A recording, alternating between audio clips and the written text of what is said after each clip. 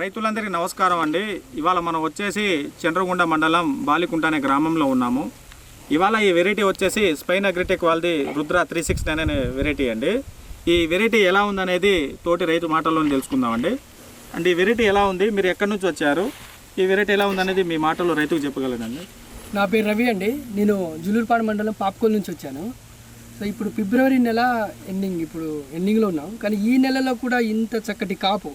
ఇప్పుడు కింద చూస్తే 2 స్టెప్పులు ఆల్రెడీ కాసింది, కానీ 3వ స్టెప్పులో ఈ టైంలో కూడా ఇంత మంచి కాయడం చూపించండి, చెట్టు చూపించండి. సో చూడొచ్చు, చాలా బాగుందండి. ఇది నిజంగా రైతులు వేసుకోదగ్గ విత్తనం.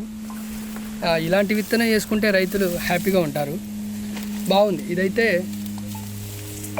ఇది లాస్ట్ విత్తనం. ఒకే కొమ్మ మీద ఈ విధంగా కాయడం, ఇది నేను చూడదగ్గలో ఇది మొదటి దాన్ని చెప్పవచ్చు.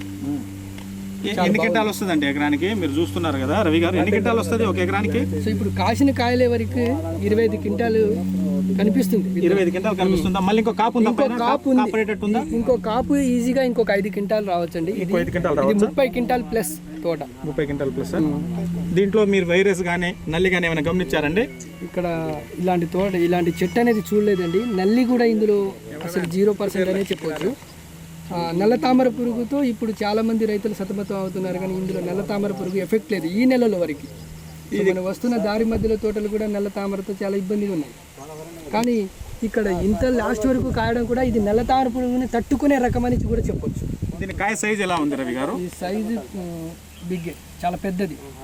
నిజంగా చూస్తే అంటే ఎస్ఎస్విని 2222 వాటిని తీసిపోయి వాటికంటే ఎక్కువ ఉందండి. వాటికంటే ఎక్కువ కాయాలంటే ఇది జెండా పాట పోయే కాయ. బాగుందండి. రైతు మిత్రులు వేసుకోవచ్చండి. ఇది ప్రతి ఒక్క రైతులు వేసుకోదగ్గ విత్తనం.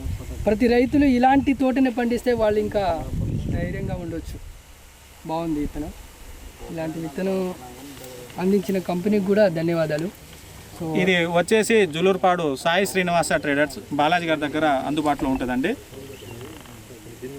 ఓకే.